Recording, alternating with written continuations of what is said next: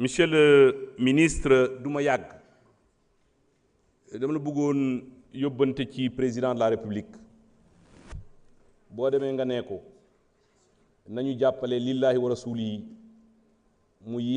mu yeewi ñu ci tënk bi nga xam ne moom la assemblée nationale bii tënk sénégalais yi wasalaamu aleykum wa rahmatullahi taala wa barakaatu. Jërëjëf honorable Fatou Diop Cissé, vous avez la parole. Adama Tandjigora se prépare.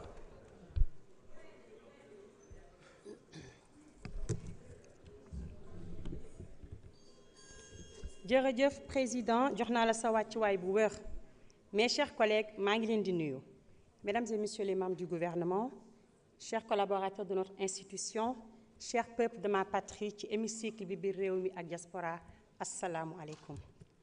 Fier d'appartenir à un groupe parlementaire qui assume ses responsabilités au nom et dans l'intérêt du peuple sénégalais. Soyons clairs d'emblée. Nous ne sommes pas dans une offensive, nous sommes dans un exercice de vérité. On ne poursuit personne, on dit le vrai. On soumet le pouvoir au droit, y compris le nôtre. Aujourd'hui, on ne débat pas d'un homme, on débat d'un engagement. L'engagement pris depuis 2014. Nous sommes au pouvoir pour changer les règles du jeu, pas pour les subir. Et quand Pastef dit, Pastef fait. L'objectif de cette réforme est simple, sur la gouvernance vertueuse. Dans notre programme de Pastef, Jotna de Sonko président en 2019, et dans celui, le projet de Diomaye président en 2024, disons toujours celui de Pastef, c'était clair. Renforcer la transparence dans la gestion des affaires publiques et la reddition des comptes. Déclaration et publication de patrimoine du président de la République à l'entrée et la sortie. Finir avec l'opacité. Finir avec les enrichissements sans explication. Nous l'avons dit. Et donc, pourquoi ne pas l'assumer?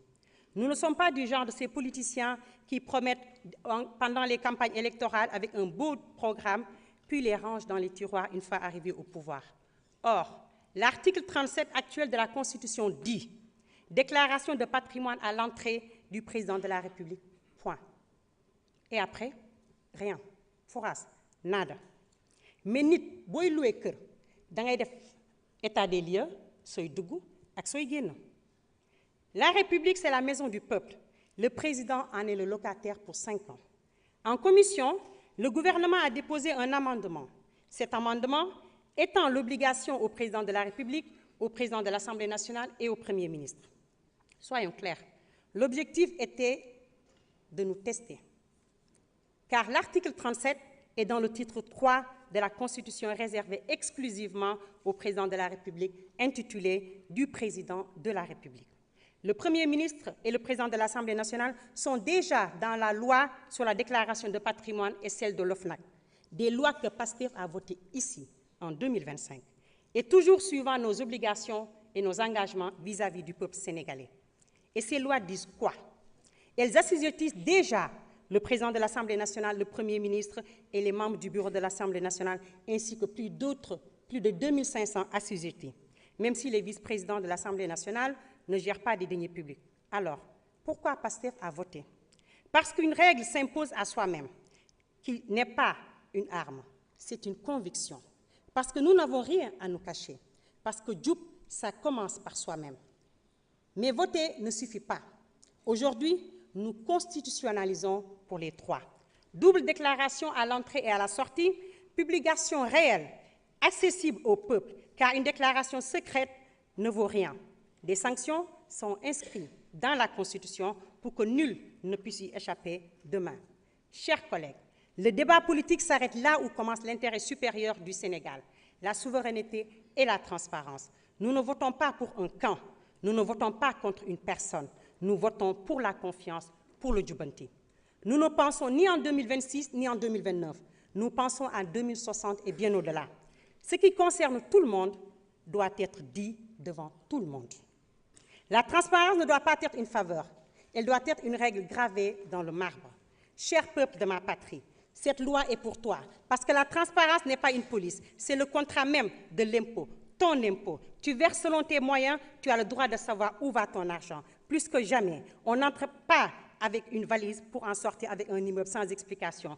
Pour que servir l'État devienne du jom, pour que la République devienne jubal jubanti, pour que l'honneur devienne exigence nationale. Servir le Sénégal, ce n'est pas s'enrichir. Servir le Sénégal, c'est rendre des comptes. Avec PASTEF, jom ak kersa ne seront pas des slogans, ce seront des articles de loi. La rupture ne se décrète pas dans des discours. La rupture se vote ici, ci pencum ndawu askan bi. C'est parce que nous assumons nos responsabilités que nous, de PASTEF, voterons cette proposition de loi 33-2026 pour le peuple et pour le Sénégal. Jërë ngeen jëf. Merci, honorable. Adama Tandjigora, vous avez la parole. Oumar Sy se prépare.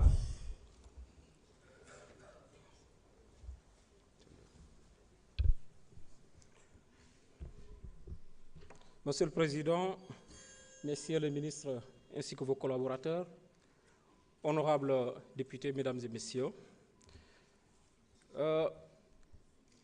maremu ngamula na ke digame tengi ndaxay lenki man ndi o taxundi yere o taxen tabubun lenki kotake proposition de loi portant sur la modification de l'article 37 Constitution Sénégal kenguren manne a ganani changement loi ganani changé ne aga grip président de la République nya wala fo ganani voter na grip président de la République nya in kenya xili projet de loi xa a sababu ngana giri député ni nya in kenya xili proposition de loi lenki ko také député ni nya de proposition de loi ndeberi pour na changement la manière ci constitution kay man na ci gi oga changement mulla oga rini fankanga maremu digame be gañoo maxa ken ya jamane ke xalsi godena maxa bonay ser suna maxa kes ngutu angaro na njiba nga andaga telle nambara nambu jamane ke kamma o suka fo ngani kebe besuga nan xalen kitano ko lenki ko take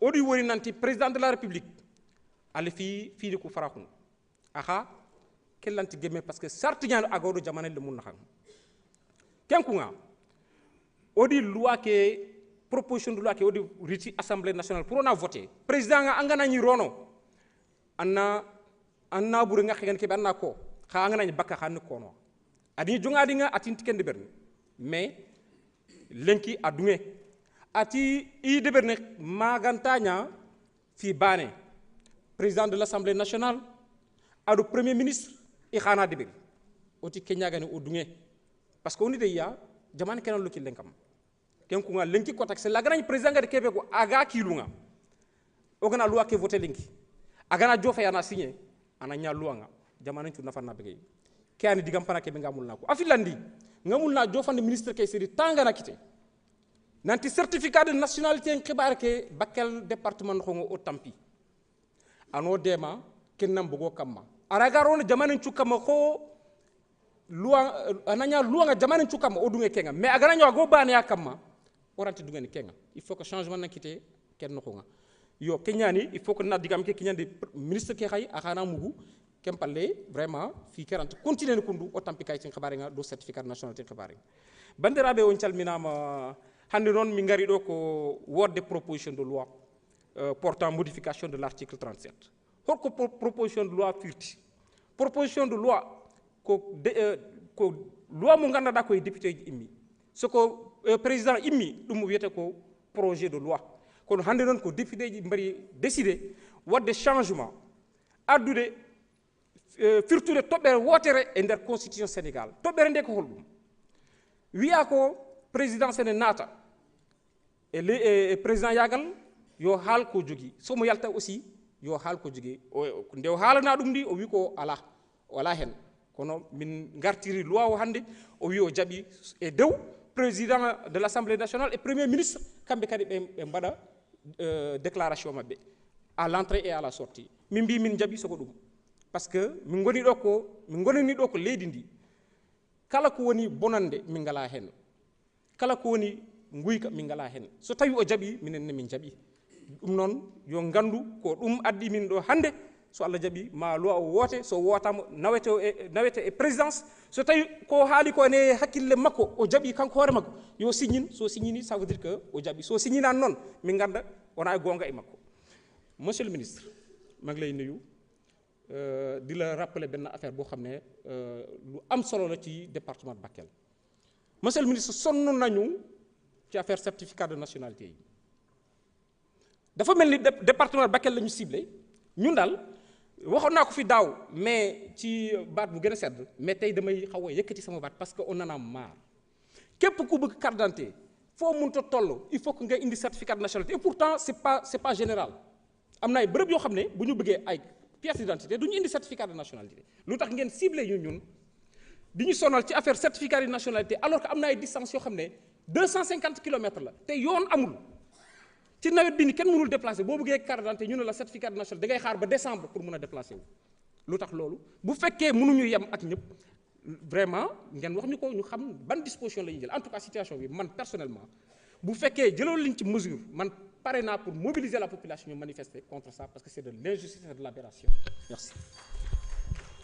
Merci beaucoup, honorable Oumar Sy. Vous avez la parole. Djibi Sy se prépare.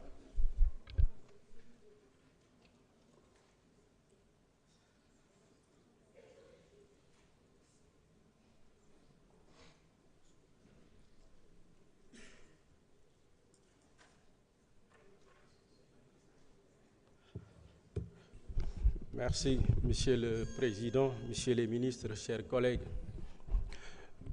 Monsieur le ministre, je suis en train même de me poser une question. Est-ce que, sur le fond, il y a vraiment lieu à débattre?